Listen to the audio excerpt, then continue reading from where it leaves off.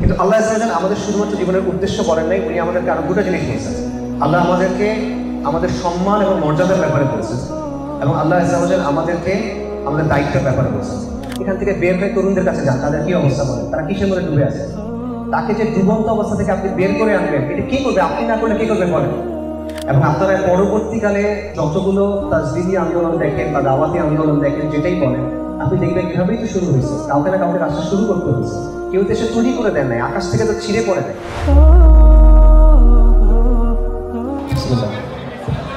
আলহামদুলিল্লাহ ওয়াসসালাতু ওয়াসসালামু আলা রাসূলিল্লাহ ওয়া আলা আলিহি ওয়া সাহবিহি ওয়া সাল্লাম তাসলিমান কাসীরান, আম্মা বা'দ। রাব্বি ইশরাহ লি সাদরি ওয়া ইয়াসসির লি আমরি ওয়াহলুল উকদাতাম মিন লিসানি ইয়াফকাহু কওলি। আসসালামু আলাইকুম ওয়া রাহমাতুল্লাহি ওয়া বারাকাতুহু। আপনারা সবাইকে শুকরিয়া, আপনারা এতক্ষণ সময় ধরে এখানে আসেন, এই অনুষ্ঠানকে সফল করছেন। আল্লাহ উত্তম জাযা দেন। আয়োজক যারা আছেন তাদের সবাইকেও আল্লাহ উত্তম জাযা দেন, বিশেষ করে মুফতি মনোয়ার ভাই এই পুরো আয়োজনের জন্য এবং আমাদেরকে এখানে আমন্ত্রণ জানানোর জন্য আল্লাহ তাকে উত্তম জাযা দেন, এবং আমি শুকরিয়া জানাচ্ছি। আমি একটা গল্প দিয়ে শুরু করি বা একটা ঘটনা দিয়ে শুরু করি। সেটা হলো, বিশ্ববিখ্যাত একটা কোম্পানি আছে, অ্যাপল কোম্পানি। আপনাদের অনেকের মোবাইল আছে আইফোন, এই আইফোন হলো অ্যাপল কোম্পানি। তো অ্যাপল কোম্পানির যে প্রতিষ্ঠাতা ছিল এবং সিইও ছিল, তার নাম হলো স্টিভ জবস। এই ভদ্রলোক মারা গেছে 2011 সালে। তার মারা যাওয়ার কয়েক বছর পর, প্রায় 4 বছর পর, একটা বক্তব্য, মানে একটা লেখা ফেসবুকে ভাইরাল হয়েছিল। আপনাদের হয়তো মনে নাই, এটা আজকে থেকে 10 বছর আগের কথা। অনেকে হয়তো তখন ফেসবুক চালাইতেন না, আমার মনে আছে।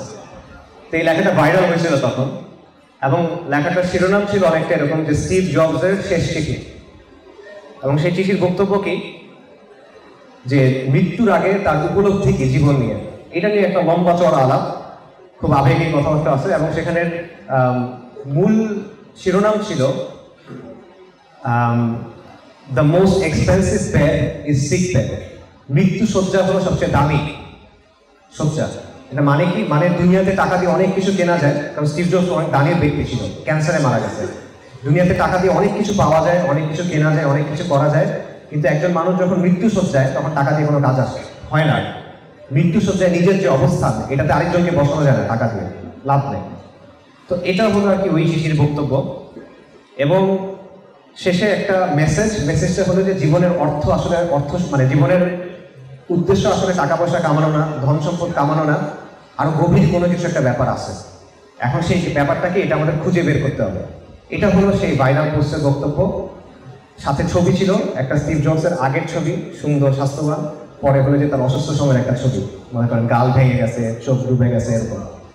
এটা একটা ফেক লেখা ছিল, মানে এটা আসলে স্টিভ জবসের লেখা না, বাট ওই সময় এটা খুব ভাইরাল হয়েছিল। ভাইরাল হয়েছে কারণ এটা স্টিভ জবসের লেখা। আব্দুল জব্বার যদি এটা লিখতো তাহলে এটা ভাইরাল হইতো না, কিন্তু যেহেতু বিলিয়নিয়ার, সেহেতু তার লেখা ভাইরাল হয়েছে। কিন্তু এখানে স্টিভ জবস যে কথাটা বলছে, এই কথাটা আসলে এত লম্বা জিনিস নিয়ে বোঝানোর দরকার নেই। আমি এর চেয়ে সংক্ষেপে আপনাদের বলি। সাইয়েদনা আবু দারদা রাদিয়াল্লাহু আনহু, উনি একদিন বলতেছেন, হে দামাসকাসের অধিবাসীরা, আদ জাতির এমন সেনাবাহিনী ছিল যার শুরু হলো আদনে আর শেষ হলো ওমানে। আজকে তোমাদের মধ্য থেকে কে আমার কাছ থেকে 2 দিরহামের বিনিময়ে আদের ধ্বংসাবশেষ কিনবে? অর্থাৎ আদ জাতি এত সমৃদ্ধ ছিল, এত পাওয়ারফুল ছিল, তাদের এত বড় সেনাবাহিনী ছিল, যে সেনাবাহিনীর এক মাথা যদি ইয়েমেনের আদন আদিয়ানে থাকে, তাহলে আরেক মাথা হলো ওমানে। মানে অনেক বড় সেনাবাহিনী, অনেক বড় সাম্রাজ্য, কিন্তু সেটা আজকে নাই, ধ্বংস হয়ে গেছে। আজকে এটার মূল্য কত? কোনো মূল্য নাই। কেউ 2 দিরহামের বিনিময়ে এটা কিনতে চায় না। তার মানে কি, দুনিয়ার যে সমৃদ্ধি, দুনিয়ার যে টাকা পয়সা, ক্ষমতা, এগুলো অস্থায়ী, এগুলো জীবনের মূল অর্থ না। কিন্তু এই কথাটা সাইয়েদনা আবু দারদা রাদিয়াল্লাহু আনহুর কথা যখন আমরা শুনি, ওটা আমাদের উপর অতটা প্রভাব ফেলে না। আমাদের উপর প্রভাব ফেলে বা সমাজের উপর প্রভাব ফেলে স্টিভ জবসের কথা, যদি ওটা ফেক কথা হয়। তো যে কারণে এটাকে শুরু করলাম, যেটা আমার মূল আলোচনার জায়গা, সেটা হলো যে আমাদের জীবনের উদ্দেশ্যটা আসলে কি, মানে আমরা জীবনের কি হইলে আপনি নিজেকে বলবেন যে আমার জীবনটা সফল হয়েছে। এই জায়গাতে আমাদের দেশের বা আমাদের সমাজের কিছু দৃষ্টিভঙ্গি আছে। আমরা ধরে নিই, যেমন মনে করেন একটা নির্দিষ্ট পরিমাণের ইনকাম থাকা, উপার্জন থাকা, কিছু নির্দিষ্ট পরিমাণ কিছু ডিগ্রি থাকা, আপনার জীবনযাত্রার মান একটা নির্দিষ্ট ধরনের হওয়া, এগুলোকে আমরা সফলতা ধরি।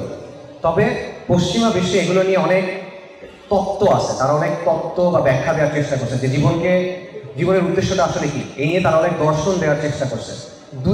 মোটা থেকে দুইটা দৃষ্টিভঙ্গি আছে, আমি একটু সংক্ষেপে বলি।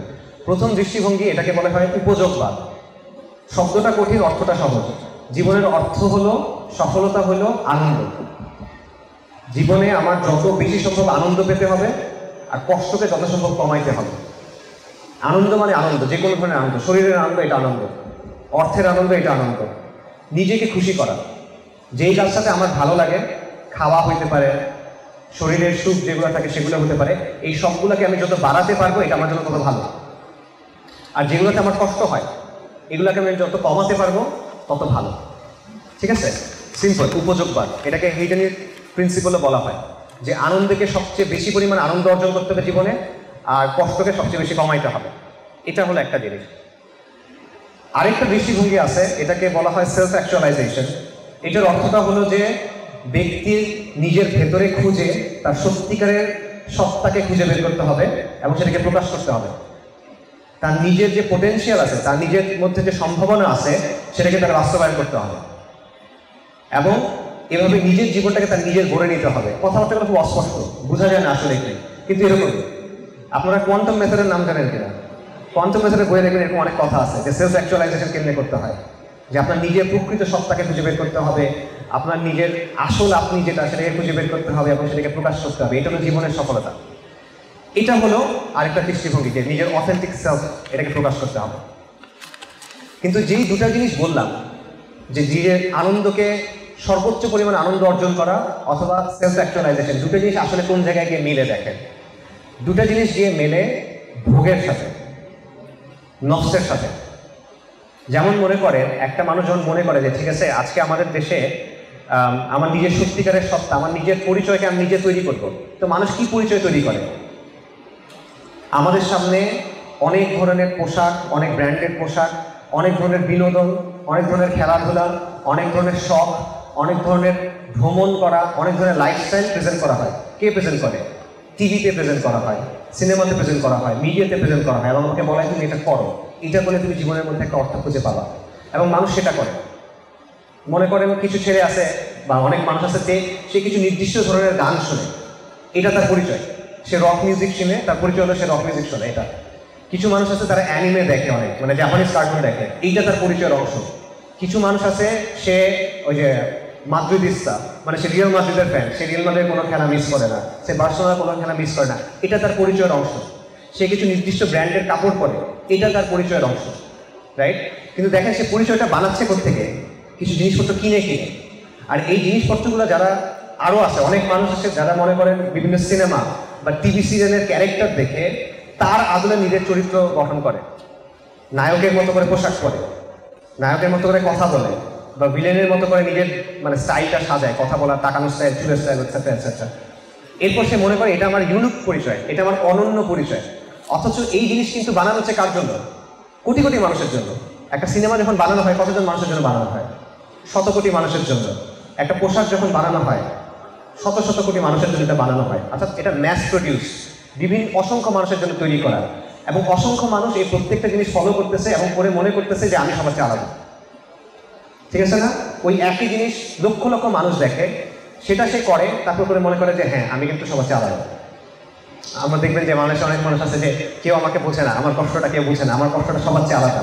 না, সবার কষ্টটা সেম, আসলে খুব বেশি আলাদা কিছু না, কিন্তু সে মনে করে সে সবার চেয়ে আলাদা। তো এই জিনিসটা কি হলো যে আপনি আসলে ভোগের মধ্যে ঢুকে গেছেন, পণ্যর মধ্যে। কিছু জিনিস দিয়ে আপনি চেষ্টা করছেন নিজের একটা পরিচয় বানাতে, কিছু জিনিস দিয়ে আপনি চেষ্টা করছেন নিজের জীবনের একটা অর্থ তৈরি করতে। এবং এটা মানুষ কি করে যে সে গ্যাজেট কিনে, নতুন ব্র্যান্ডের মোবাইল ফোন কিনতে হবে, আমার জুতা এক রকমের হইতে হবে, আমার পিসিটা এক রকমের হতে হবে, আমার ল্যাপটপ এক রকমের হতে হবে, ইত্যাদি ইত্যাদি কিনতে হয়। নানা জিনিসপত্র কিনে সে চেষ্টা করে তার জীবনের একটা অর্থ তৈরি করার, এবং সাময়িক সময়ের জন্য এটা থেকে আনন্দও দেয়। তার কাছে মনে হয় যে হ্যাঁ আমি মনে হয় কিছু অর্জন করছি, কিন্তু এটা একটা চক্রের মতো। কারণ আপনি যে মোবাইল ফোনটা আজকে কিনছেন, 2 বছর পর এটা তো পুরোনো ব্র্যান্ড, তখন এটা আপনার আবার কিনতে হবে, তা না হলে আপনার পরিচয় পুরনো হয়ে যাচ্ছে, রাইট? সো এই জিনিসটা তখন আপনার আবার করতেছে। সো আপনি একটা চক্রের মধ্যে পড়ে গেছেন, এই চক্রে লাভ তার হচ্ছে, যে ব্যবসা করে তার। আপনার আসলে তেমন কোনো লাভ নাই। আর যেটা বললাম যে যার উদ্দেশ্যই হলো নিজের সুখকে বাড়ানো, জীবনের উদ্দেশ্য হলো সুখ বাড়ানো, সে তো সুখের জন্য এটাই করবে, ভোগ করবে, তাই না? আর ভোগ তো আলটিমেটলি জিনিসপত্র দিয়েই হয়, দুনিয়া দিয়ে ভোগ হয়, আর কিছু দিয়ে তো হয় না। সো এরপরে কি হয় যে মানুষ আবার সোশ্যাল মিডিয়াতে দেখায় যে দেখো আমার জীবনটা কত ভালো, চেকিং দেয়, সে মনে করে কোথাও ঘুরতে গেছে, সেই জায়গায় গিয়ে সে বলে যে আমি এই জায়গায় ঘুরতে আসছি, আমরা ওখানে খেতে গেছি, আমরা এই কাপড় কিনছি ইত্যাদি। আপনি দেখবেন যে আমাদের সমাজে তো এখন আত্মহত্যা অনেক বেড়ে গেছে, বিশেষ করে তরুণদের মধ্যে বা 50 বছরের কম বয়সে যারা, যাদের মধ্যে আত্মহত্যা বেড়ে গেছে। আমি এরকম অনেক দেখছি যারা আত্মহত্যা করছে, তাদের ফেসবুক টাইমলাইনে গেলাম, ওটা দেখে মনে হবে সে দুনিয়ার সবচেয়ে সুখী মানুষ, হাস্যোজ্জ্বল ছবি, সে ওখানে গেছে, এই জিনিস কিনছে, অমুক জিনিস করছে, প্রচন্ড সুখী মানুষ, কিন্তু সে আত্মহত্যা করছে কেন? আসলে সে সুখী না, সে একটা মিথ্যা ছবি মানুষকে দেখাচ্ছে, ওইটা করেও সে মনে হচ্ছে এটা তার পরিচয়ের অংশ, তার জীবনটাকে সে এই জায়গায় নিয়ে আসছে, তার জীবনটা একটা মিথ্যা হয়ে গেছে। অনেক মানুষ আছে ওই যে নতুন রিলেশনশিপ হয়েছে, গার্লফ্রেন্ড বয়ফ্রেন্ড বা বিয়ে করছে, এবং তারা এটা দিচ্ছে, দেখে মনে হবে যে মানে লাইলি মজনু, রোমিও জুলিয়েট, দুনিয়ার সব ভালোবাসা তাদের দুজনের মধ্যে, মানে পুরো মানব ইতিহাসের সব ভালোবাসা এই দুজনের মধ্যে, দেখে মনে হবে। বাস্তবে দেখবেন যে ডিভোর্স হয়ে গেছে, বা একজন একজনের সাথে চিট করতেছে, বা এটসেট্রা। সো এইরকম একটা বিষয় হয়ে গেছে যে আপনি কি, আপনার পরিচয় কি, আপনার জীবনের উদ্দেশ্য কি, আপনার মাকসাদ কি, এটা আপনি নিচ্ছেন বাজারের কাছ থেকে, যে জিনিসটা ভোগ করার জন্য তৈরি করা হচ্ছে সেটা থেকে, আর এটার ভিত্তিতে আপনি নিজে নিজে একটা জিনিস বানাচ্ছেন যেটা ঠুনকো, যেটা টিকে না, ওটা আবার আপনি মানুষের সামনে উপস্থাপন করতেছেন। সো এই দুটা হলো পাশ্চাত্যের মানুষের জীবনের ব্যাপারে দৃষ্টিভঙ্গি। তাদের জীবনে যে সিদ্ধান্তগুলো হয়, তারা যেভাবে কাজ করে, তারা যেভাবে ভাবে, মোটা দাগে এই দুটার ভিতরে আপনি দেখবেন এটা পড়ে যাবে।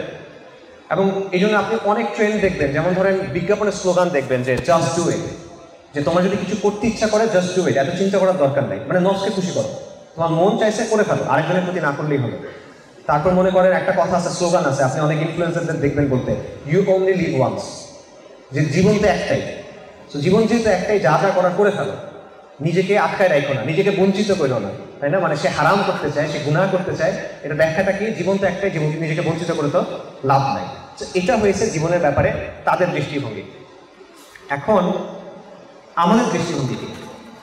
আমাদের দেশের অবস্থাটা কি? আমাদের তরুণদের একটা অংশ এভাবে চিন্তা করেন, আপনি দেখবেন আমাদের তরুণদের একটা সিগনিফিকেন্ট অংশ এইভাবেই চিন্তা করে।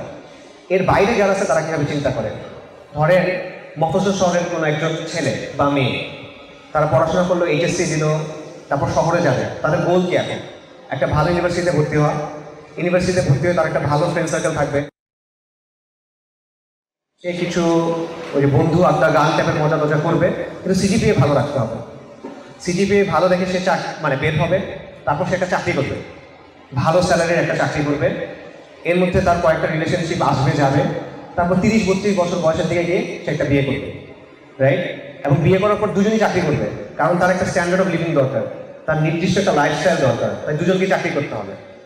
সেই চাকরি করবে এবং নানা জিনিসপত্র কিনে, নানা জায়গায় ঘুরতে গিয়ে, বছরে একবার সে দেশের বাইরে ঘুরতে যায়, তার ফ্ল্যাট আছে, তার গাড়ি আছে, তার বাড়ি আছে, তার সুন্দর পোশাক আছে, এই তো এই জিনিসটা দেখায় সে তার জীবনের সফলতা চিন্তা করে। এটা একটা। আরেকটা হলো মনে করেন ঢাকা, চট্টগ্রাম বা এই টাইপের শহরের যারা উচ্চ মধ্যবিত্ত, এই ফ্যামিলির ছেলে পেলে যারা, তাদের চিন্তাটা কি? ওই সেম, তারা হয়তো বা অনার্স পর্যন্ত পড়বে, তারপর দেশের বাইরে চলে যাবে, দেশের বাইরে গিয়ে কুফফারের সাথে থাকবে, কুফফারের মতো করে জীবন যাপন করবে।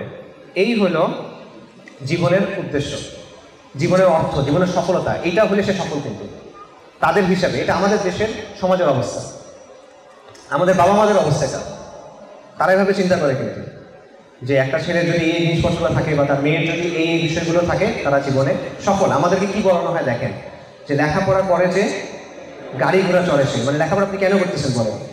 গাড়ি ঘোড়া চড়ার জন্য। হাসির বিষয় না কিন্তু, দেখেন লেখাপড়া আপনি কিছু বোঝার জন্য করতেছেন না, কিছু জানার জন্য করতেছেন না, গাড়ি ঘোড়া চড়ার জন্য করতেছেন, মানে কেনার জন্য করতেছেন, টাকার জন্য করতেছেন, সম্মানের জন্য করতেছেন, দুনিয়া কামানোর জন্য করতেছেন, রাইট? এইটা হলো আমাদের জীবনের বিষয়। আরেকটা অংশ আছে যারা মনে করে এগুলা কিছুই করে না, সে কি করে? সে হলো হয় ওই কাছে আসা গল্পের মধ্যে থাকে, প্রেম করতেছে, ছাগা খাইতেছে, নেশা করতেছে, অথবা মনে করেন সিনেমার লাইনে ঢুকছে, অথবা গান বাজনা করতেছে, এইসবের মধ্যে। সে ওই লাইনে ঢুকে নাই, কিন্তু সে ওই যে নিজেকে খুশি করা, নিজের নাফসকে খুশি করা, ভোগের যে নাই, সেটা থেকে বের হচ্ছে না। মোটা দাগে এই অবস্থার মধ্যে কিন্তু আমরা আছি, এবং এভাবেই আমাদেরকে বড় করা হচ্ছে। যখন কেউ আপনাকে জিজ্ঞেস করে যে বাবা তুমি কি করো, এটা মানে কি বলেন? এটা মানে তুমি কত কামাই করো। তুমি কি করো মানে কি, তুমি কত কামাই করো। কেউ যখন জিজ্ঞেস করে যে তোমার কেমন চলতেছে, কি অবস্থা, মানে তোমার লাইফস্টাইলটা এখন কেমন, তোমার স্ট্যান্ডার্ড অফ লিভিংটা এমন কেমন, তাই না? এবং বাবা মারা কীভাবে চিন্তা করে বা ছেলেরাও কীভাবে চিন্তা করে আমার ডিগ্রিটা এখন কিসের। আচ্ছা, ডিগ্রি ভালো না হলে অ্যাটলিস্ট চাকরিটা ভালো হইতে হবে, তাই তো? চাকরি ভালো হইতে হবে বা কিছু না কিছু করতে হবে। তো এইভাবেই আমরা জীবনকে দেখতেছি, এইভাবে আমরা জীবনকে মাপতেছি, এইভাবে আমরা স্বপ্ন দেখতেছি, এবং আমরা একটা চক্রের মধ্যে আটকায় আছি। আমরা মনে করতেছি যে আমরা অনেক মানে স্বাধীনতা ভোগ করতেছি, আমরা মনে করতেছি আমরা অনেক খুশিতে আছি, কিন্তু এই জীবনটার কোনো অ্যাকচুয়াল কোনো অর্থ আসলে নাই। কারণ আপনি যেমন ধরেন একটা মানুষ 5 লাখ টাকা ইনকাম করে ধরেন, কিন্তু আপনি দেখবেন মাসের 20-25 তারিখ হইতে হইতে তার হয়তো বা 4,90,000 টাকা শেষ বা আরও বেশি শেষ। মানে তার কিন্তু তৃপ্তি নাই, সন্তুষ্টি নাই, তার ছোটাটা বন্ধ হচ্ছে না। কিন্তু সে সকাল 8টা থেকে মনে করেন রাত 10টা পর্যন্ত খাটতেছে, তার হাতে সময় নেয়, এবং প্রতিদিন সে একই কাজ করে যাচ্ছে। সে ঘুমায়, সে খায়, সে বাথরুমে যায়, সে জন্ম দেয়, এবং সে এই যে গরুর মতো কাজ করতে থাকে। এবং সে যখন মারা যাবে এই কাজের ফলাফল কি বলেন? কিচ্ছু না, এটার কোনো ফলাফল নাই। তার উপার্জনের বাইরে এটা লিটারালি আর কোনো সিগনিফিকেন্স নাই। একটা চক্রের মধ্যে আমরা পড়ে আছি। আপনারা একটা ছবি দেখছেন বা ভিডিও দেখছেন অনেক সময় যে একটা চাকা আছে, চাকার মধ্যে একটা ইঁদুর দৌড়াচ্ছে বা গিনিপিগ দৌড়াচ্ছে। সে কন্টিনিউয়াস দৌড়ায়, কিন্তু সে জায়গা কিন্তু পরিবর্তন হয় না, সে আগাতে পারে না, সে পিছাইতেও পারে না, সে ওই একই জায়গায় দৌড়াচ্ছে। এটা হলো আধুনিক মানুষের অবস্থা, এটা আমাদের সমাজের মানুষের অবস্থা, এটা পশ্চিমা স্বভাবের মানুষের অবস্থা। আপনি একটা চক্রের মধ্যে পড়ে আছেন, যেই চক্র আপনাকে কোনো জায়গায় নিয়ে যাবে ওই জায়গাটা ছাড়া। এবং আমাদের ছোটা যেটা, এটা আসলে বন্ধ হয় না। তো এইটা হলো জীবনের সবচেয়ে বড় লস আমার কাছে মনে হয়। কেন মনে হয়? আল্লাহ সুবহানাহু ওয়া তাআলা কোরআনে বলছেন, বল আসর ইন্নাল ইনসানা লাফি খুসর। আল্লাহ কালের শপথ করে বলতেছেন মানুষ ক্ষতিগ্রস্ত, মানুষ ক্ষতির মধ্যে আছে। মানুষ কেন ক্ষতির মধ্যে আছে? কারণ যে সময়টা তাকে দেয়া হয়েছে এই সময়টা সীমিত। এটা একটাই চান্স, এই সময়টাকে কাজে লাগায় তার নিজেকে আখিরাতে বাঁচাতে হবে। কিন্তু এই সময়টা বেশিরভাগ মানুষই ভুলে থাকে, বেশিরভাগ মানুষ এই সময়টাকে কাজে লাগায় না। বেশিরভাগ মানুষ এই সময়টা কী জন্য খরচ করে? ওই যে নিজের ভোগ বাড়ানোর জন্য, একটা জিনিস কেনার জন্য, স্ট্যান্ডার্ড অফ লিভিং মেইনটেইন করার জন্য। কিন্তু এটা কিন্তু সে তো ওই নাজারটা পাবে না যেটা তার দরকার। তাহলে সে কিসের মধ্যে আছে? ক্ষতির মধ্যে আছে। উলামায়ে কেরাম মুফাসসিররা এটা ব্যাখ্যা করার সময় বলছেন যে আল্লাহ সুবহানাহু ওয়া তাআলা সূরা আসরের আলোচনায় তারা বলছেন যে মনে করেন ব্যাপারটা হলো প্রতিটা দিন হলো একটা ঈদ, যেটা আপনি দুনিয়া থেকে নিয়ে আখিরাতে রাখতেছেন, এবং ওই দিনটা আপনি কীভাবে খরচ করতেছেন সেটার উপর নির্ভর করবে আখিরাতে আপনার বাড়িটা কেমন হবে, কোথায় হবে। আপনার বাড়ি কি জান্নাতে হবে না জাহান্নামে হবে, এটা ওই দিনটা আপনি কীভাবে খরচ করতেছেন তার উপর নির্ভর করে। আপনার সময়টা আপনি কীভাবে খরচ করতেছেন তার উপরে নির্ভর করে। এবং আপনার বাড়ি যদি জান্নাতে হয়, ওটা কেমন বাড়ি হবে, কুড়ে ঘর হবে, এবড়ো খেবড়ো হবে, নাকি আলিশান প্রাসাদ হবে, এটা নির্ভর করতেছে ওই সময়টা আপনি কীভাবে কাজে লাগাচ্ছেন তার উপরে। আরেকটা মিসাল দেন, সেটা হলো যে এখন তো মক্কাতে সব এসি টেসি করে দিছে, অনেক ঠান্ডা পানি ছেটায়। আগে এগুলো যখন ছিল না তখন মক্কায় বরফ বিক্রি করতো হাজিদের জন্য। একটা মানে টানা গাড়ির মধ্যে বরফের বড় বড় চাক থাকতো, চাই থাকতো, পানি বিক্রি করতো হাজিদের কাছে বরফ ভেঙে দিয়ে। তো বরফ কিন্তু একটা নির্দিষ্ট সময় থাকবে, তারপর গলে যাবে, মানে গলতে থাকবে, একটা নির্দিষ্ট সময় থাকবে। তো আপনি যদি বড় বরফ নিয়ে বের হন, আপনার একটা নির্দিষ্ট সময়ের মধ্যে এটা বিক্রি করে ফেলতে হবে। এখন আপনি যদি বরফ বিক্রি না করে বসে আছেন, ভালো লাগতেছে না, মন টন ভালো নাই, আমি বসে আছি, তখন কি হবে? বরফ বলতে থাকবে, আপনার ইনকাম কিন্তু আর হচ্ছে না তখন। তার মানে এটা লস। আপনার যে খোরাকি সেটা মক্কার নালার মধ্যে মিশে গেছে। তো জীবনটা এটা বরফের মতো, আপনি এটা যদি কাজে লাগান আপনি আখিরাত কামাই করতে পারবেন, কিন্তু কাজে যদি না লাগান তাহলে কি হবে? এটা ওই যে নালার মধ্যে চলে যাবে। সো এই জায়গা থেকে বর্তমানে আমরা যেভাবে জীবনকে দেখি, যা কিছু আমরা বললাম আমাদের দেশের ব্যাপারে যদি বলি, আমাদের সমাজের ব্যাপারে বা পাশ্চাত্যের সমাজের ব্যাপারে যা কিছু বললাম, তাদের জীবনের ব্যাপারে যে দৃষ্টিভঙ্গি আমাদেরকেও শেখানো হয়, যেটা নিয়ে আমরা বড়ও হয়েছি অনেকে, সেটা ক্ষতি ছাড়া আর কি বলেন? এখানে আপনি ক্ষতি ছাড়া আর কি কামাচ্ছেন বলেন? সো এই জায়গা থেকে আমাদের জীবনের উদ্দেশ্য নিয়ে চিন্তা করা উচিত। জীবনের উদ্দেশ্য কি এটা আল্লাহ তাআলা আমাদের বলে দিয়েছেন।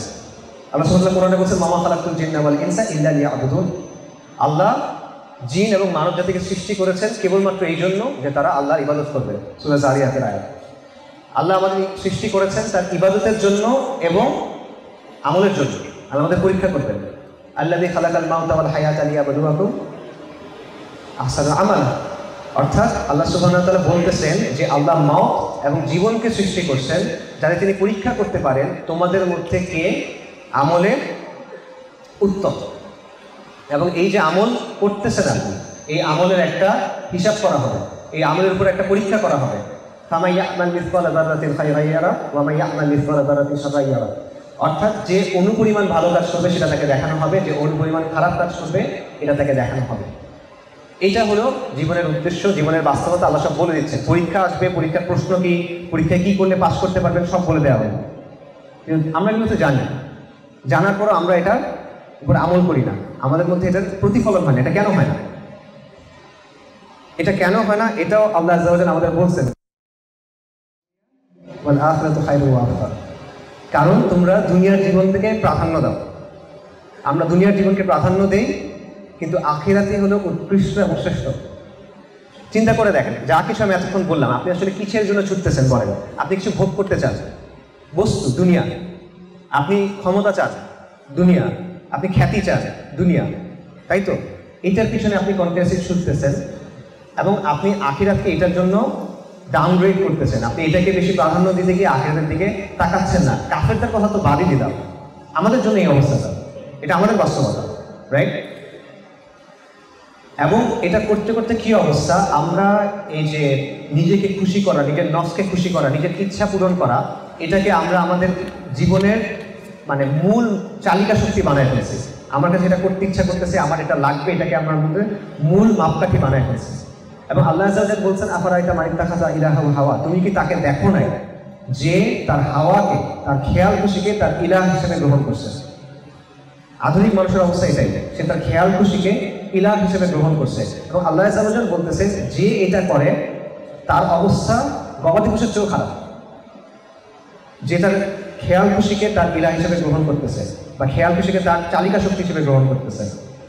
অন্যদিকে আধুনিক পৃথিবী আমাকে বলছে এটা তো স্বাধীনতা, ঠিক আছে? কিন্তু এই স্বাধীনতার শেষে কি? এই স্বাধীনতা আপনাকে সন্তুষ্টি দিবে কিনা?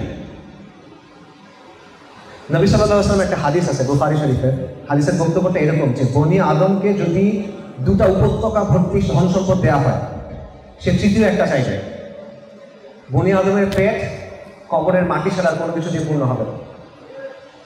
অর্থাৎ দুটো উপত্যকা মানে বুঝছেন তো, বিশাল ভ্যালি, মানে এখানে মানে অগণিত সম্পদ, দুটা ভ্যালি, এরকম দুটো উপত্যকা ভর্তি সম্পদ যথেষ্ট না, আমার আরো লাগবে। কারণ মানুষের মধ্যে একটা শূন্যতা আছে যেটা পূরণ হয় না, পূরণ হয় না, পূরণ হয় না। কখন পূরণ হয়? কবরে যাওয়ার পর পূরণ হয়। এইটার ভিতরে আমরা ঢুকে আছি, কিন্তু আমরা এটার মধ্যে সন্তুষ্টি খুঁজতেছি এবং আমরা এমন একটা সময়ে আছি, এমন একটা সভ্যতায় আছি যারা এটার মধ্যে জীবনের অর্থ খুঁজে পাচ্ছে। তারা বলছে জীবনের অর্থই এটা, আরো খোঁজা, আরো নিজেকে সন্তুষ্ট করা, আরো নিজেকে তৃপ্তি দেওয়া। কিন্তু কিন্তু আপনি প্রশান্তি পাবেন না। আপনি ছুটতে থাকবেন, ছুটতে থাকবেন, ছুটতে থাকবেন, আপনি আপনার আখিরাতকে ধ্বংস করে দিবেন।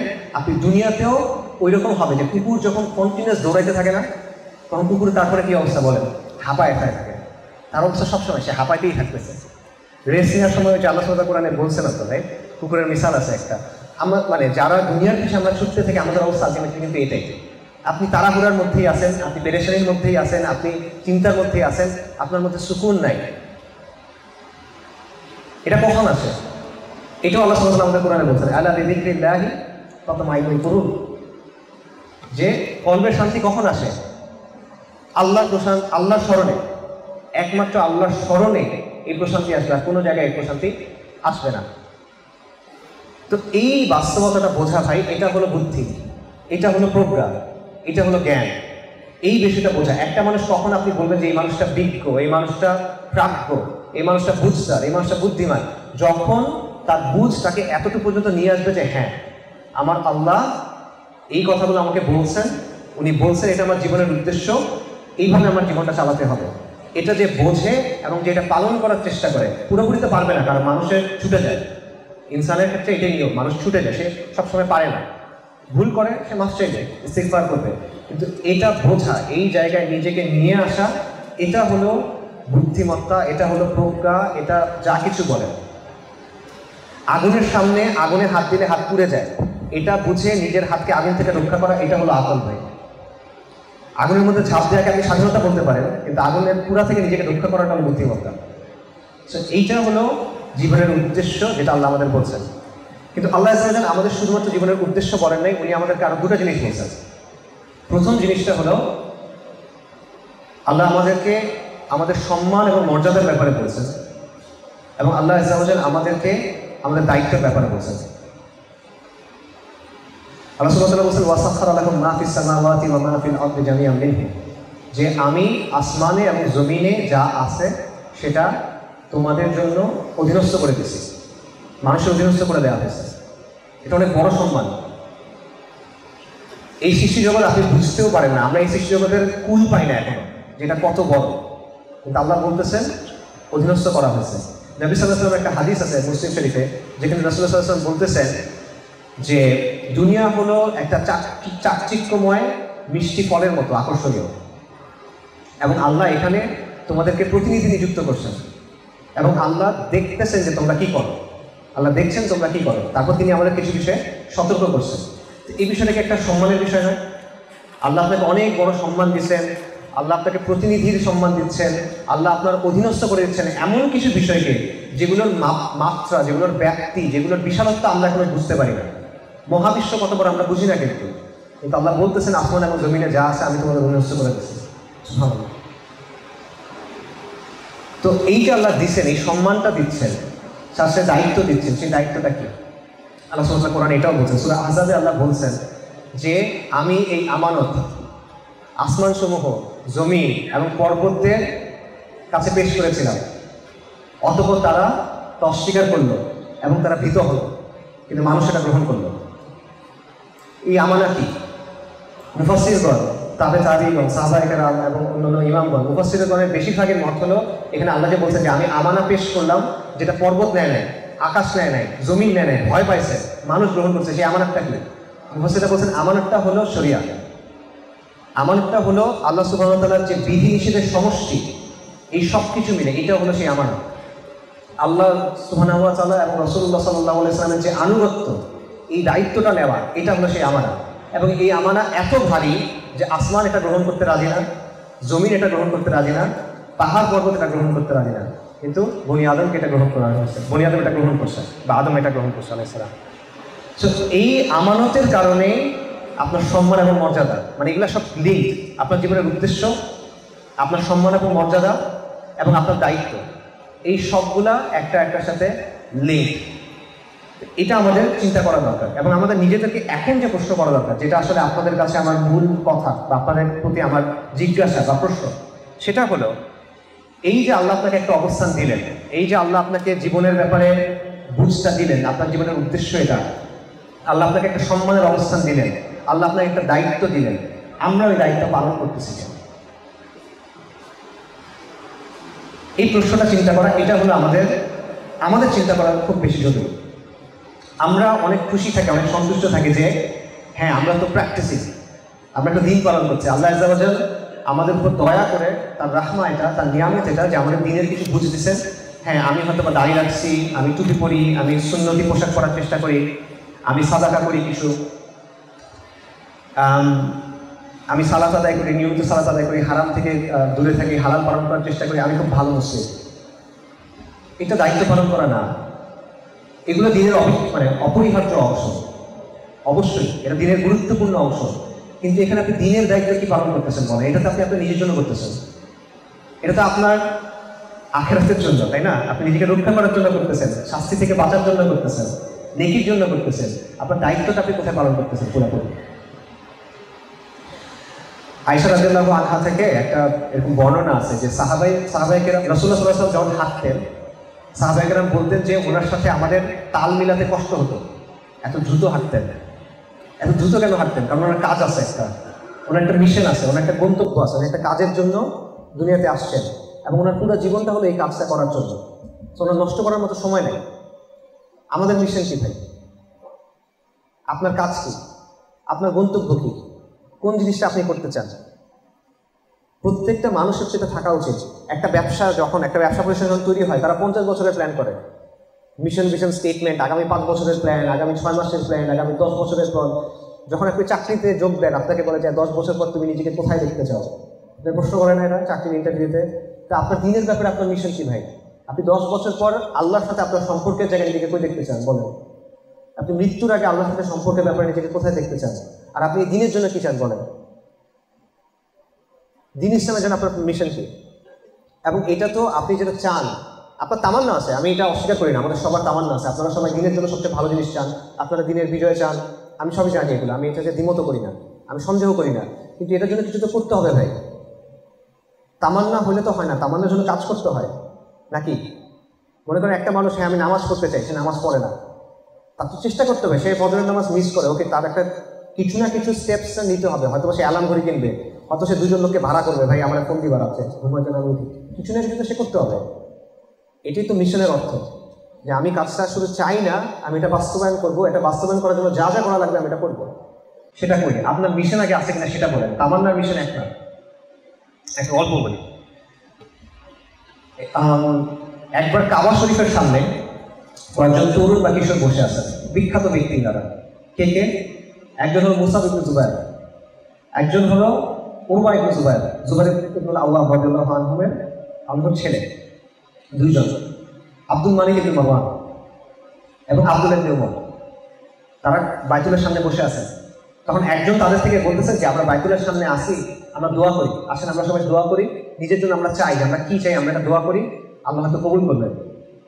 তখন মুসাব ইবনে জুবায়ের বলতেছেন, তিনি দুজন নারীর নাম বলছেন যে অমুকের কন্যা এবং অমুকের কন্যা, আমি তাদের বিয়ে করতে চাই এবং আমি চাই আমি ইরাকের গভর্নর হব। সবাই বলে আমি।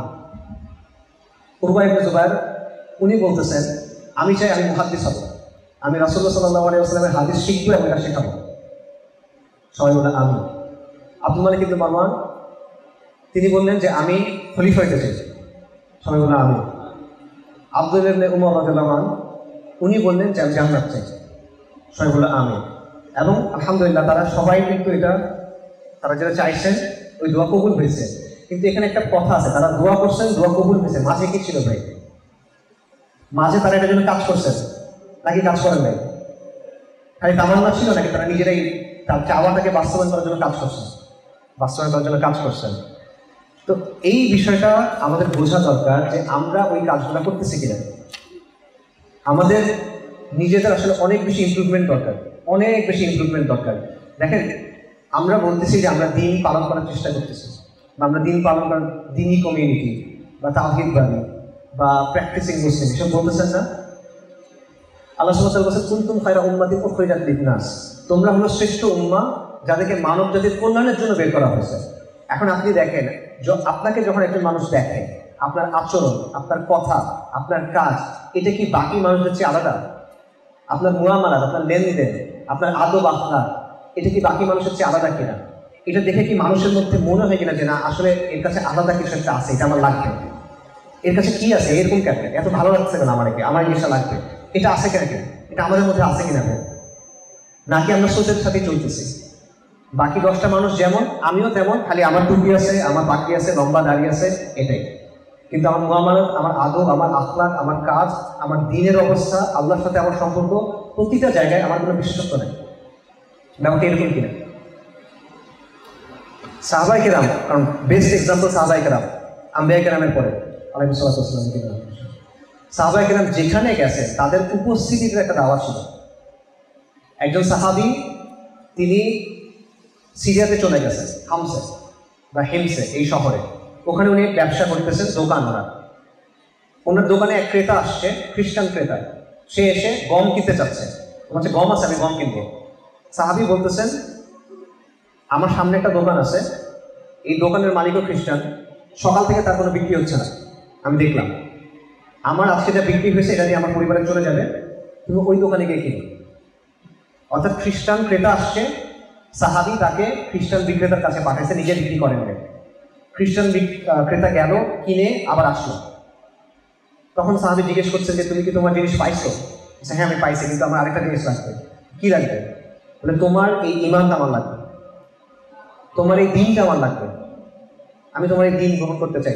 সাহাবী বলছেন যে তুমি একটু অপেক্ষা করো, একটু আস্তে আস্তে যাও, কারণ এটা দিনের প্রশ্ন, ইমানের প্রশ্ন, হ্রাস করতে হয় না, তাড়াহুড়া করে করো না, তুমি একটু সময় নাও। তাহলে বলছে যে না আমি সময় নিব না, আমার মন সাক্ষী দিচ্ছে যে এই যে আচরণ, তুমি তোমার নবীর সাহাবী যদি এরকম হয়, ওই নবী কেমন ছিল, আর নবী যদি এমন হয় তাহলে ওই দিনটা কেমন, এটা আমার লাগবে। তখন সেই লোক ইসলাম গ্রহণ করছে। এটা হলো দিনের দাওয়ার বিষয়টা, যে মানে আপনার আচরণ, আপনার আখলাক, আপনার উপস্থিতি ইসলাম একটা দাওয়া। অনেক দাওয়া করেন নাই, মানে আমরা যে হচ্ছে দাওয়া করি, ভাই একটু শোনো কথা বলি, এটা কিন্তু না, কিচ্ছুই করেন নাই, কিন্তু সে ইসলাম গ্রহণ করছে। কেন? কারণ তার মধ্য দিয়ে দিনের যে সৌন্দর্য এটা ফুটে উঠছে। এখন আপনি নিজেকে প্রশ্ন করেন ভাই, আমি নিজেকে প্রশ্ন করি, আপনারা সবাই নিজেকে প্রশ্ন করেন ভাই, আপনি অনেক কথা নিজের জন্য বলতেছেন, আল্লাহ আপনাকে অনেক বুঝ দিচ্ছেন, যেটা আল্লাহ অনেক মানুষকে দেন দেন।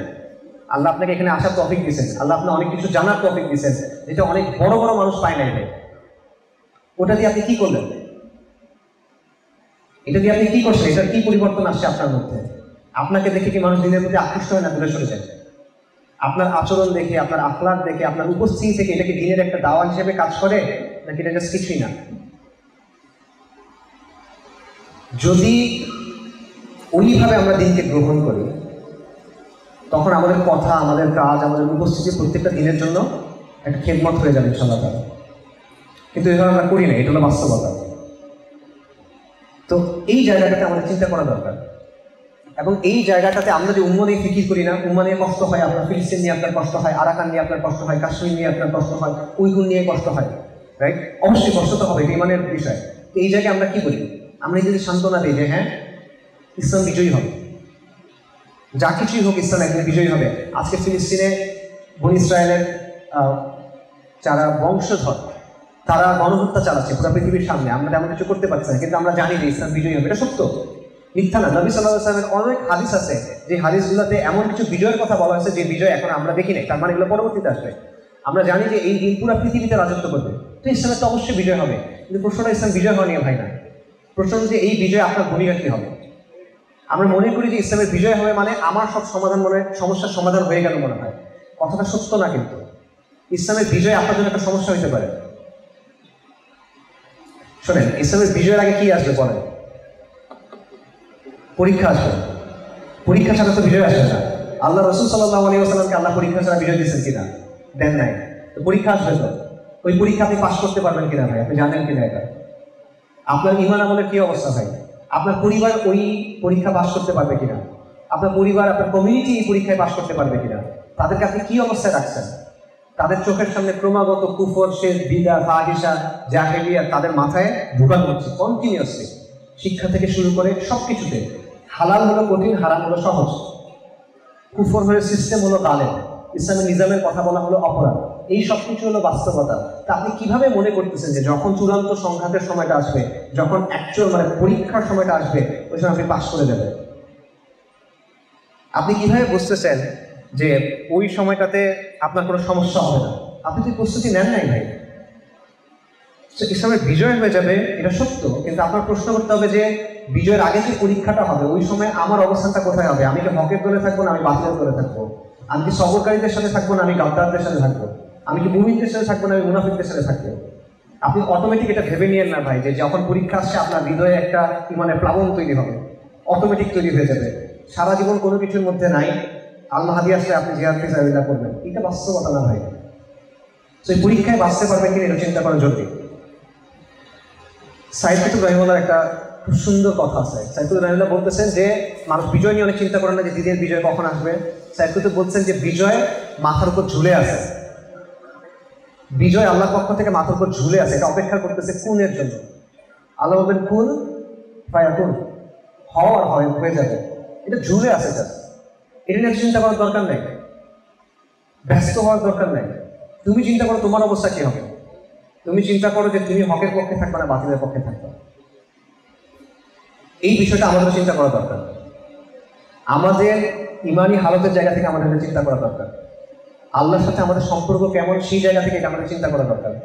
সমাজে আমাদের ভূমিকাটা কেমন, আমরা সমাজের সাথে কিভাবে যাই, কিভাবে ইন্টারঅ্যাক্ট করি, সেই জায়গা থেকে এটা আমাদের চিন্তা করা দরকার। এখন এইখানে ভাইরা একটা কথা বলেন, অভিযোগ করেন যে ভাই আমি তো একা, আমি কি করব, আমার তো পরিবেশ নাই, এই টাইপের একটা কথা তারা বলে। আমি মনে করি এটা আসলে যৌক্তিক অজুহাত না। কেন যৌক্তিক অজুহাত না? কারণ আল্লাহ আযজা ওয়া জাল কোরআনে যখন নবী সাল্লাল্লাহু আলাইহি ওয়াসাল্লাম এবং সাহাবায়ে কেরাম রাদিয়াল্লাহু আনহুম আজমাইন তাদের বর্ণনা দিচ্ছেন সূরা ফাতহ, তখন তিনি বলতেছেন যে তাদের দৃষ্টান্ত হলো এমন চারা গাছের মতো যেখান থেকে কচি পাতা উদ্গত হয়েছে, তারপর শক্ত হয়েছে, অতঃপর পুষ্ট হয়েছে, অতঃপর সেই চারা গাছ স্বীয় কাণ্ডের উপর মজবুত হয়েছে। আল্লাহ সুবহানাহু ওয়া তাআলা বলতেছেন যে তাদের উদাহরণ মানে হলো রাসূলুল্লাহ সাল্লাল্লাহু আলাইহি ওয়াসাল্লাম নিজে কাজটা শুরু করছেন, তিনি চারা লাগাইছেন, এরপর চারাটা বড় হয়েছে, শক্ত হয়েছে। কিভাবে? রাসূলুল্লাহ সাল্লাল্লাহু আলাইহি ওয়াসাল্লাম এবং সাহাবায়ে কেরাম একে অপরকে সহায়তা করার মাধ্যমে, তাদের দৃঢ় এবং মজবুতভাবে তারা যখন একে অপরকে সহায়তা করছেন, এটা তাদেরকে শক্তি দিছে, মজবুতি দিছে, এবং তারা নিজের অবস্থানে শক্ত অবস্থান নিতে পারছেন। যখন একজনের উপর বিপদ হয়েছে সবাই একসাথে আগায় আসছে। কিন্তু শুরুটা তো রাসূলুল্লাহ সাল্লাল্লাহু আলাইহি ওয়াসাল্লাম করছেন, তাকে তো কেউ তৈরি করে দিয়ে যায়, রাইট? এবং আপনারা পরবর্তীকালে যদি যতগুলো তাজদিদি আন্দোলন দেখেন বা দাওয়াতি আন্দোলন দেখেন, যেটাই বলেন, আপনি দেখবেন এভাবেই তো শুরু হয়েছে। কাউকে না কাউকে কাজটা শুরু করতে হয়েছে, কেউ তো এসে তৈরি করে দেন নাই, আকাশ থেকে তো ছিঁড়ে পড়ে দেয়। এখন আপনি বলবেন যে এটা তো রাসূলুল্লাহ সাল্লাল্লাহু আলাইহি ওয়াসাল্লাম করছে, আমি তো রাসূলুল্লাহ সাল্লাল্লাহু আলাইহি ওয়াসাল্লাম না। কিন্তু এই যুক্তির খণ্ডন আল্লাহ সুবহানাহু ওয়া তাআলা কোরআনে দিয়েছেন। আল্লাহ কি বলছেন? লাকাদ কানা লাকুম ফি রাসূলিল্লাহি উসওয়াতুন হাসানাহ, তোমাদের জন্য সর্বোত্তম আদর্শকে সর্বশ্রেষ্ঠ কার মধ্যে আছে? রাসূলুল্লাহ সাল্লাল্লাহু আলাইহি ওয়াসাল্লামের মধ্যে। এবং আল্লাহ কি বলছেন? ওয়া মান ইয়াতাওয়াক্কাল আলাল্লাহি ফাহুয়া হাসবুহ, যে আল্লাহর উপর তাওয়াক্কুল করে আল্লাহ তার জন্য যথেষ্ট। এবং আমরা জানি যে আল্লাহ কাউকে লা ইউকাল্লিফুল্লাহু নাফসান ইল্লা উসআহা, আল্লাহ কাউকে তার স্বার্থের বেশি বোঝা দেন না, তাই না? ব্যক্তিকেও দেন না, উম্মতকেও দেন নাই। তা আমরা যে অজুহাতগুলো দিচ্ছি এগুলো কিন্তু টিকতেছে না ভাই। তো এই ব্যাপারটা ভাই বোঝাটা খুব জরুরি। আমি শুরু যেটা করছিলাম আবার বলি, আপনার জীবনের উদ্দেশ্য কি আল্লাহ আপনাকে বলছেন, আল্লাহ আপনাকে একটা সম্মানের অবস্থান দিচ্ছেন, আল্লাহ আপনাকে একটা দায়িত্ব দিচ্ছেন।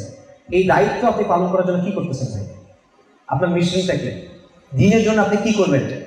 আপনি আল্লাহর সাথে এটা ঠিক করছেন কিনা? আল্লাহর সাথে আপনার বোঝাপড়া হয়েছে কিনা?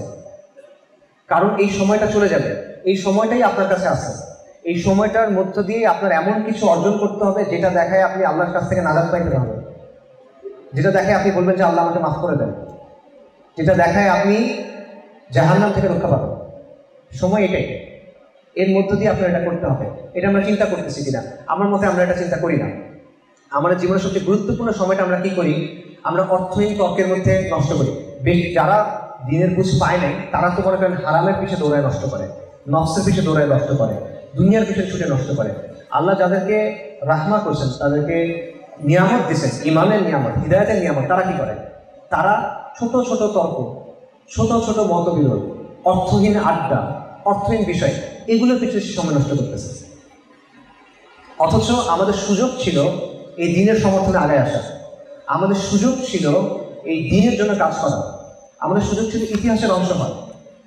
দেখেন, আমি আপনাদের জাস্ট একটা উদাহরণ দিই। আমাদের যে দেশ, আমাদের যে সমাজ, এখানে অনেক সমস্যা, আমাদের দেশের মানুষের অনেক পেরেশানি। এখন সবচেয়ে বড় পেরেশানি কি? বা গত কয়েক বছর ধরে যে মানুষের শাসন নিয়ে পেরেশানি, তার মানে দুনিয়াবী নিরাপত্তা নিয়ে, অর্থনীতি, সমাজনীতি, স্থিতিশীলতা, নানা বিষয় নিয়ে তার পেরেশানি, এত পেরেশানি।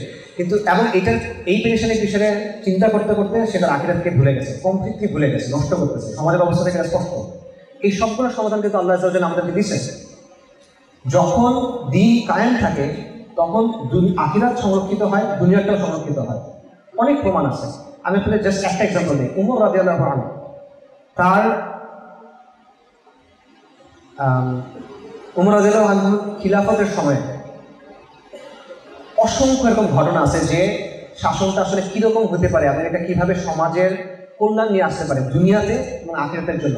উমর রাদিয়াল্লাহু আনহু তার শাহাদাতের, তার মৃত্যুর 4 দিন আগে উনি বলতেছেন যে আল্লাহ আযজা ওয়া জাল্লা যদি আমাকে হায়াত দেন তাহলে মুসলিম উম্মার প্রত্যেক পরিবারের নারীকে আমি ভাতা দিব, ইয়েমেনের পাহাড়ের বেদুইনকেও আমি বাইতুল মাল থেকে টাকা দেব।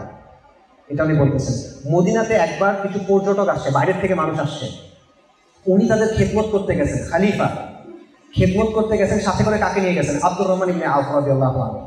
আব্দুর রহমান ইবনে আওফ রাদিয়াল্লাহু আনহুকে আশারে মুবাশশারার একজন, যাদেরকে জান্নাতের প্রতিশ্রুতি দেওয়া হয়েছে সেই 10 জনের একজন, এবং সাহাবীদের মধ্যে যারা সবচেয়ে ধনী তাদের মধ্যে একজন হলো উসমান রাদিয়াল্লাহু আনহু, একজন হলো আব্দুর রহমান ইবনে আওফ রাদিয়াল্লাহু আনহু, মাল্টিমিলিয়নার। এই লোককে উনি নিয়ে গেছেন, খলিফা আর ধনী ব্যক্তি নিয়ে গেছেন যে এই পর্যটকদের খেদমত করার জন্য। সেখানে গিয়ে এক মা কান্না করতেছে, উনি দেখছেন যে অনেক মানুষ আসছে, এক মহিলা তার বাচ্চা কান্না করতেছে, অনেকক্ষণ কান্না করতেছে। তো ওনারা গিয়ে বললেন যে তোমার বাচ্চার কান্না থামাও। কান্না থামে না, কান্না করতেছে। তাহলে বলে যে তুমি কেমন মা যে তোমার বাচ্চা এতবার কান্না করে? তো মহিলা তো জানে না এটা খলিফা। মহিলা বলতেছে যে আমি চেষ্টা করতেছি বাচ্চা বুকের দুধ খায়, আমি চেষ্টা করতেছি বাচ্চা বুকের দুধ ছাড়াই খায়। কেন? কারণ আমিরুল মুমিনিন বলছেন যে মুসলিম উম্মার মধ্যে যত বাচ্চা বুকের দুধ ছাড়ার পরে সবার জন্য একটা করে ভাতা আছে, মানে সরকার টাকা দিবে বুকের দুধ ছাড়ার পরপরই, মানে বয়স একটা নির্দিষ্ট পরিমাণ হওয়ার পরে সরকার থেকে ভাতা দেওয়া হয়। এই জন্য আমি তাকে বুকের দুধ ছাড়ানোর চেষ্টা করতেছি। তখন ওমর রাদিয়াল্লাহু আনহু জিজ্ঞেস করছেন যে তার বয়স কত, বাচ্চার বয়স কত? দেখলেন বাচ্চার বয়স অনেক কম, তখন বলেছে না তুমি দুধ ছাড়াও না। এভাবে পরে চলে আসছেন আব্দুর রহমান ইবনে আওফ রাদিয়াল্লাহু আনহু বলতেছেন যে ফজরের নামাজে ওমর রাদিয়াল্লাহু আনহু ইমামতি করছেন, আল্লাহর কসম উনি কি তিলাওয়াত করছেন আমি বুঝি নাই, এত কান্না করতেছেন। আর উনি বলতেছেন যে ওমর তুমি ধ্বংস হও, তোমার এই নিয়মের জন্য কত বাচ্চা বঞ্চিত হইল। এবং তারপর উনি বললেন যে প্রত্যেক বাচ্চার জন্য ভাতা, আর দুধ ছাড়াটা দরকার নাই, প্রত্যেক বাচ্চার জন্য ভাতা। এটা হলো ইসলামী শাসনের একটা নমুনা। ইসলামী শাসনের সময় শিশুদের জন্য ভাতা ছিল, অন্ধদের জন্য ভাতা ছিল, কর্মহীন মানুষ তাদের জন্য ভাতা ছিল। এমন হয়েছে যে কিছু খ্রিস্টান লোক তাদের কুষ্ঠ হয়েছে, ওমর রাদিয়াল্লাহু আনহু ওনার সময় তাদের জন্য ভাতার ব্যবস্থা করছেন, চিকিৎসার ব্যবস্থা করছেন। যাদের চিকিৎসা হয়েছে তাদের তো চিকিৎসা হইল, যাদের চিকিৎসা হয় নাই তাদের জন্য মৃত্যু পর্যন্ত তারা সেবা করছেন। বিখ্যাত ঘটনা আছে, আপনারা জানেন, এক ইহুদি বৃদ্ধ হয়ে গেছে, তার ব্যাপারে বলতেছেন যে এই লোকের এই অবস্থা কেন, সে এতদিন আমাদেরকে জিজিয়া দিয়েছে, এখন আমরা তার দেখাশোনা করবো না, তার জন্য ভাতার ব্যবস্থা করছেন। এটা হলো জাস্ট একটা স্মল এক্সাম্পল, একটা ছোট এক্সাম্পল যে দিন ইসলামটা কিভাবে আমাদের দুনিয়াটাকে রক্ষা করে, আখিরাতটাকে রক্ষা করে। এই দিনের মুখাপেক্ষী আপনার এই সমাজ, এই দিনের মুখাপেক্ষী আপনার এই জমিন, এই দিনের মুখাপেক্ষী আপনার এই সময়। এবং এই দিনটা যে এত ভালো এটা সবাই বুঝতেছে না, এটা বাস্তব। কিন্তু আপনার সমাজের 10টা মানুষকে যে জিজ্ঞেস করেন তারা কিন্তু বুঝে না, তারা কিন্তু বুঝে না যে এটা তাকে সমাধান দিতে পারে। এই বুঝটা একটা অনেক বড় নিয়ামত। এই নিয়ামত আল্লাহ কাকে দিচ্ছেন? আপনাকে দিচ্ছেন। কিন্তু আপনি কি করছেন এই নিয়ামত নিয়ে বলেন? এই যে আপনি নিয়ামত পাচ্ছেন, এটার হকটা আপনি কিভাবে আদায় করবেন বলেন? এইটার যদি আল্লাহ যদি আপনাকে জিজ্ঞেস করে যে তুমি কি করলে আমার দিনের জন্য, বলো, আপনি আল্লাহ কি জবাব দেবেন একটু চিন্তা করেন। রাসূলুল্লাহ সাল্লাল্লাহু আলাইহি ওয়াসাল্লামের নবুয়তের সময় মক্কায় একটা লোক ছিল, রুকানা ইবনে আবি ইয়াজিদ, মানে খুব রেসলার, মল্লযোদ্ধা বাংলা বলে, মানে রেসলার, কুস্তিগির, এবং তার সাথে কেউ পারে না এরকম। তো রাসূলুল্লাহ সাল্লাল্লাহু আলাইহি ওয়াসাল্লাম তার কাছে গিয়ে দাওয়াত দিয়েছে, রুকানা তুমি ইসলাম গ্রহণ করো। তো এই লোক ধান্দা বাড়াবে, সে ইসলাম গ্রহণ করবে না। সে বলছে যে আচ্ছা ঠিক আছে, আমার সাথে কুস্তি করো, আমাকে হারাতে পারলে আমি ইসলাম গ্রহণ করবো, কারণ তাকে কেউ হারাতে পারে না। রাসূলুল্লাহ বলছেন আসলে হ্যাঁ। তো রাসূলুল্লাহ সাল্লাল্লাহু আলাইহি ওয়াসাল্লাম কিন্তু কুস্তিগির না, তিনি কুস্তি করছেন এবং ওই লোক হারছে, একবার, দুইবার, তিনবার, কয়েকবার সে হারছে, এবং হারার পর সে অবাক হয়ে গেছে যে কি হচ্ছে। তো রাসূলুল্লাহ বলছেন যে তুমি এটা অবাক হচ্ছ, তুমি যদি আমাদের সাথে থাকো তুমি এর চেয়ে অনেক বেশি বিস্ময়কর জিনিস দেখবা। মানে তুমি যদি দিনের সাথে থাকো তুমি এর চেয়ে অনেক বেশি বিস্ময়কর জিনিস দেখবা। এটা বাস্তবতা। এই দিন তো বিস্ময়কর জিনিস দেখানোর জন্য আসছে। এই দিন কিসরা এবং কায়সারের প্রাসাদ ভেঙে দিচ্ছে না, এই দিন পূর্ব থেকে পশ্চিমে বিস্তৃত হয়েছে না, এই দিন এখনকার সময় ফিরআউন, নমরুদ তাদেরকে পরাজিত করছে না, আমেরিকা পরাজিত হয়েছে না 20 বছর পরে। এই দিন আরো অনেক কিছু দেখাবে। আল্লাহর কসম এই দিন আপনাকে অনেক বিস্ময়কর জিনিস দেখাবে। আপনি যদি এই দিনের সাথে থাকেন, আপনি যদি এই দিনেরকে নিজের মিশন বানান এবং এটাকে একটা জীবন বানান, আপনি অনেক বিস্ময়কর জিনিস দেখবেন। আল্লাহ আপনাকে দেখাবে। আল্লাহ আপনাকে এখনকার সময় যারা রোম তাদের পরাজয় দেখাবে, আল্লাহ আপনাকে হিন্দুস্তানের বিজয় দেখাবে। আল্লাহ এই উম্মতকে অনেক এই দিন পুরো দুনিয়াতে কায়েম হবে। এই বিজয়গুলো আল্লাহ আমাদের দেখাবেন, এই প্রজন্মে না হলে পরে দেখাবেন। এবং ইনশাআল্লাহ আমি এটা আসলেই মনে করি আল্লাহ আপনাদের ইতিহাসে সাক্ষী করবেন। কিন্তু আগে তাকবীর দিয়ে না, আগে তাকবীর দিয়ে না। আবার প্রশ্ন শেষ হয় না, এটা আনন্দের কথা, খুব ভালো, ওই যে দিন বিজয়ী হবে। পরের কথায় আসেন, আপনি কি করবেন বলেন? আপনি কি করতেছেন বলেন? আপনার যে উম্মা এটা ডুবে যাচ্ছে, তাই না? আপনার উম্মা ডুবে যাচ্ছে। আপনার এইখান থেকে বের হন, এখানে আলহামদুলিল্লাহ আমরা দিনের খুব সুন্দর কথা বলতেছি, এখান থেকে বের হয়ে তরুণদের কাছে যান, তাদের কি অবস্থা বলেন, তারা কিসের মধ্যে ডুবে আছে? তাকে যে ডুবন্ত অবস্থা থেকে আপনি বের করে আনবেন, এটা কি করবে? আপনি না করলে কি করবে বলেন? আল্লাহ এই জিনিসটা আপনাকে কেন দিলেন? আপনি নষ্ট করতেছেন কেন? এই জিনিস তো মানে আখিরাতে মানুষ হাত কামড়াবে না এগুলোর জন্য। এই জিনিস আল্লাহ আপনাকে দিয়ে দিচ্ছে, মানুষ বলবে যে আমি আমার ফেরত চাই, আমাকে সুযোগ দেন আল্লাহ, ফেরত চাই, তাই না? এটা আল্লাহ আপনাকে দিয়েছেন, আপনি এটা নষ্ট করতেছেন। যে যারা জাহান্নামের দিকে যাচ্ছে তাদেরকে আপনার ঘোরায় আলোর দিকে আনার দরকার ছিল। এই কাজ আপনি করতেছেন কিনা? উম্মত ডুবে যাচ্ছে, তাকে আপনি ফেরত আনতেছেন কিনা? এই কাজ আপনি করতেছেন না তো। স্রোতের টানে আপনার সমাজের মানুষকে আপনি তাওহীদের কথা বলতেছেন কিনা? আপনার ঈমান আমলের অবস্থা এরকম হয়েছে কিনা যাতে আপনার উপস্থিতি, আপনার আচরণ, আপনার আখলাক, আপনার মুআমালাতে প্রত্যেকটা জিনিস দেওয়া হয়? আপনি কি নিজেকে ঈমান আমলের ওই জায়গাতে নেওয়ার চেষ্টা করতেছেন কিনা? আপনি কি আল্লাহ আযজা ওয়া জাল্লার সাথে কথা বলতেছেন কিনা? আল্লাহ আযজা ওয়া জাল্লার সাথে নিজের বোঝাপড়াটা করতেছেন কিনা? আপনি কি আল্লাহর কাছে ওয়াদাটা করতেছেন কিনা? আল্লাহর কাছে ভিক্ষা চাচ্ছেন কিনা আল্লাহ যেন আপনাকে দিয়ে কাজগুলো করান? আপনি কি এটা করতেছেন কিনা যে স্রোতের বিপরীতে চলাচল হয় যথেষ্ট না, আপনি স্রোত বদলাবেন, আপনি স্রোত ঘুরাই দেবেন? সেইটার জন্য আমরা কি করতেছি? এই সময় করতেছি না। কুনতুম খায়রা উম্মাতিন উখরিজাত লিন-নাস, এইটার যোগ্য হওয়ার জন্য কি কাজ আমরা করলাম? এটা যোগ্য হওয়ার জন্য কাজ আমরা করি নাই। আপনার কি সময় হয় না এগুলো করার? আর কত? আপনি কালকে মরে যাবেন না, আপনি জানেন, এটা নিশ্চিত জানেন। আপনি যে কালকে মারা,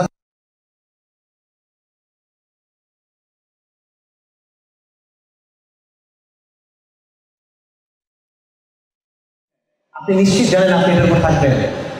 আপনি যদি কালকে নিজেকে কবরের মধ্যে আবিষ্কার করেন, আপনি কি জবাব দেবেন? আপনি আখিরাত থেকে আল্লাহ আযজা কি জবাব দেবেন? আল্লাহ সুবহানাহু ওয়া তাআলা কোরআনে বলছেন যে সূরা বাকারাতে যে মুমিনদের মধ্যে কিছু মানুষ আছে তারা নিজেকে আল্লাহর সন্তুষ্টির জন্য বিক্রি করে দেয়। আপনি ওটা হইতে চান না কেন? আমরা এটা হওয়ার চেষ্টা করি না কেন? আল্লাহ সুবহানাহু ওয়া তাআলা বলছেন ইয়া আইয়ুহাল্লাযীনা আমানু কুনু আনসারাল্লাহ, যারা ঈমান আনছে আল্লাহ বলছেন তোমরা যারা ঈমান এনেছো তোমরা আল্লাহর সাহায্যকারী হও। আমরা কেন আল্লাহর সাহায্যকারী হচ্ছি না?